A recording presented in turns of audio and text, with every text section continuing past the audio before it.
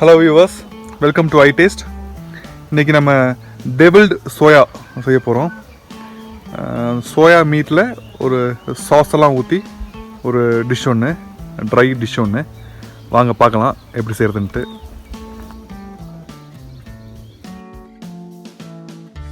இதுதான் சோயா, இப்படி தான் இருக்கும்.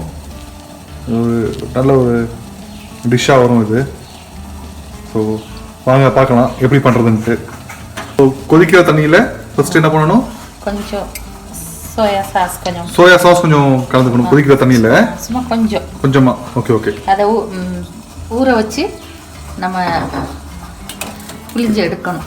ஓகே. இப்போ சோயா இப்போ அடுப்பு ஆஃப் ஆக்கிடலாம். ஓகே. கொஞ்சம் தண்ணி நல்லா கொதிச்சிருச்சு. கொஞ்சம் உப்பு போட்டுக்கலாம். சோயா சாஸ் கலந்துட்டீங்க, அடுத்து உப்பு போடுறீங்க. போட்டுட்டு இந்த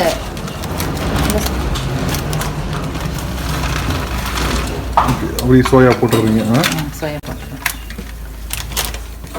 போட்டு அப்படியே மூடி வச்சிடலாம். ஓ, எவ்வளோ நேரம் மூடி வச்சுக்கணும்?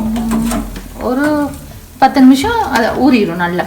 அது தண்ணி எடுத்து ஊறிடும். உப்பு போட்டு மூடி வச்சிடலாம். சுடு தண்ணி அடுப்பு நல்லா ஊறிடுச்சு. சோயா வந்து நல்லா ஊறிடுச்சு இல்லையா? ஓகே. இப்போ அதை நல்லா புளிஞ்சு எடுத்துடணும். புளிஞ்சு எடுக்கணும். ஆமாம். சரி சரி. உள்ளுக்கு தண்ணி இருக்கக்கூடாது. ஆமாம், ரெண்டு நல்லா ஃபுல்லாக தண்ணி இல்லாமல் அப்படியே ஃபுல்லாக புளிஞ்சு எடுத்துடுறீங்க. ஆமாம். நல்லா சாஃப்ட் ஆயிடுச்சு. ஃபர்ஸ்ட் நல்லா கெட்டியாக இருந்துச்சு, நல்லா சாஃப்டாக இருக்குது. 2 தடவை கூட தண்ணியில் போட்டு எடுக்கலாம். ஆமாம், இந்த மாதிரி 2 தடவை நல்லா, ரெண்டாவது டைம் திருப்பி 2-3 தடவை அலசினா நல்லா இந்த பாருங்க இப்படியெல்லாம் இல்லாமல் நல்லா இருக்கும். தண்ணி கிளியராக வரும். எண்ணெய் கொஞ்சம் ஊற்றிக்கலாம். லைட்டாக எண்ணெய் ஊற்றிக்கிறோம் கொஞ்சமாக. வெள்ளைப்பூண்டு, இஞ்சி இருக்குது. ஆமாம். வெங்காயம். ஆமாம்.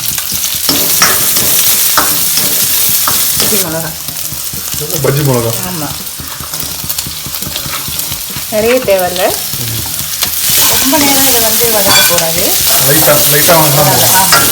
கொஞ்சம் கறி பண்ண மாதிரி இருக்கணும். வேகிறதுக்கு கொஞ்சம் லைட்டாக உப்பு, பச்சை மிளகா. 2 பச்சை மிளகா அதை சேர்த்துக்கலாம்.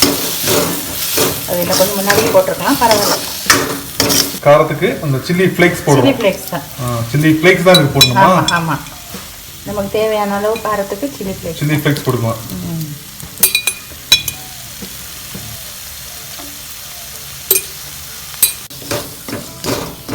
சோயா சாஸ் கொஞ்சம் போடுறீங்க. ஒரு 2 டேபிள் ஸ்பூன் மாதிரி சோயா சாஸ். 2 டேபிள் ஸ்பூன் அளவுக்கு நம்ம சோயா சாஸ் போட்டோம். அடுத்து டொமேட்டோ சாஸ் போடுறோம். அது 1 டேபிள் ஸ்பூன் அளவுக்கு போட்டால் போதும். ஓகே. டொமேட்டோ சாஸ் கொஞ்சம் போடுறோம் இல்லையா? கொஞ்சம் போட்டுக்கலாம். ஒரு டேபிள் ஸ்பூன் அளவுக்கு போட்டால் போதும். ஆமாம்.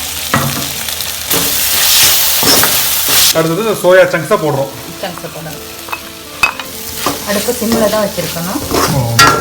அடுப்பை சிம்மில் வச்சு தான் இது செய்யணும் இல்லையா? ஆமாம். எனக்கு தண்ணியெல்லாம் எதுவுமே ஊற்றுறது இல்லை.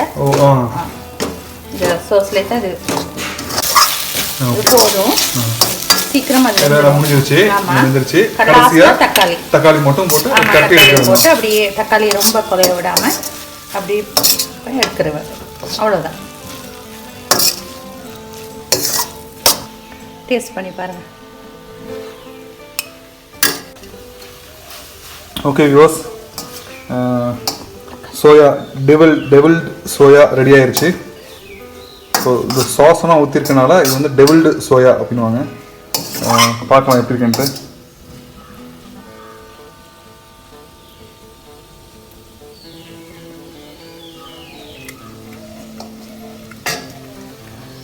நல்லா ஸ்பைஸியாக, சோயா நல்லா சாஃப்டாக, இந்த ரைஸில் மிக்ஸ் பண்ணி இப்போ சாப்பிட்றதுக்கு நல்ல செம காம்பினேஷனாக இது இருக்கும். தக்காளியோட சேர்த்து சாப்பிட்டா சோயா சாஸ், அந்த டொமேட்டோ சாஸ் போட்டிருக்கிறது எல்லாமே நல்லா தெரியுது.